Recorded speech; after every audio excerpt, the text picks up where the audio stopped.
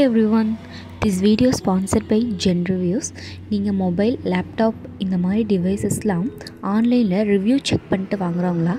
அப்போது கண்டிப்பாக இந்த வெப்பேஜை விசிட் பண்ணி பாருங்கள், உங்களுக்கு யூஸ்ஃபுல்லாக இருக்கும். லிங்க் டிஸ்கிரிப்ஷனில் தந்திருக்கேன், செக் பண்ணி பார்த்துக்காங்க. ஓகே, வாங்க வீடியோக்குள்ளே போகலாம். இன்றைக்கி நம்ம இந்த வீடியோவில் கண்ணை பற்றின சில இன்ட்ரெஸ்டிங்கான நியூஸை பற்றி தெரிஞ்சுக்க போகிறோம். கண்கள் வெவ்வேறு பாகங்களால் ஆனது, ஒவ்வொன்றும் தனித்துவமான பணிகளை நிறைவேற்றுகிறது. முதல்ல கண்களின் முக்கிய பகுதிகளை பற்றி தெரிஞ்சுக்கலாம். அதில் நம்பர் 1 கண்கோளம். கண்களின் வெளிப்புற வெளிச்ச பாகமாகும். அந்த வெளிச்ச பாகத்தை தான் கண்கோளம்னு சொல்கிறாங்க. இது வெளிச்சத்தை தூக்கி கொண்டு பிற பாகங்களுக்கு செலுத்த உதவுகிறது. கண் சிமிட்டு படலம். கண்களின் வண்ணத்தை நிர்ணயிக்கும் பாகம் இது.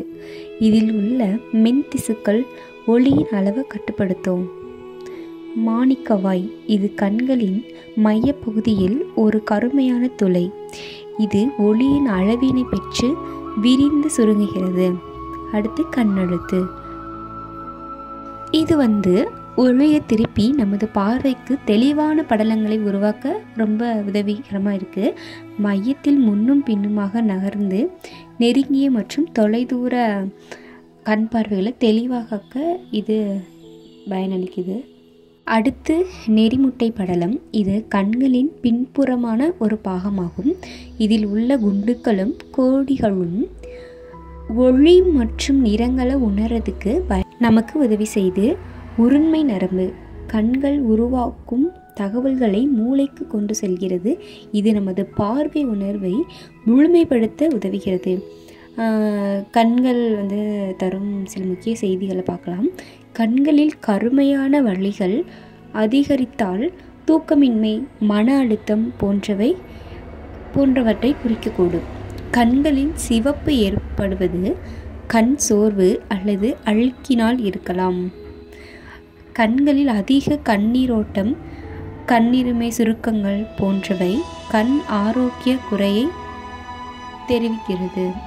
வேற ஒன்றும் இல்லை. இதில் என்ன சொல்ல வராங்கன்னா, கண்ணை சுற்றி கருவளையம் இருக்கும்ல, அது எதனால் வருதுன்னா, அதிக அளவு ஸ்ட்ரெஸ் ஆகிறவங்க, அப்புறம் தூக்கம் இல்லாமல், இப்போ நைட் டிரைவர்ஸ்லாம் பார்த்துட்டோன்னா தூக்கம் இல்லாமல் ஈவினிங் ஷிஃப்ட்லாம் பார்த்துட்டு ரொம்ப நைட் ஷிஃப்ட்லாம் பார்த்துட்டு இருப்பாங்கள்ல, இந்த மாதிரி சூழ்நிலையில் அவங்களுக்கு கண்ணை சுற்றி கருவளையம் வர ரொம்ப வாய்ப்பு இருக்குது அப்படின்னு சொல்கிறாங்க.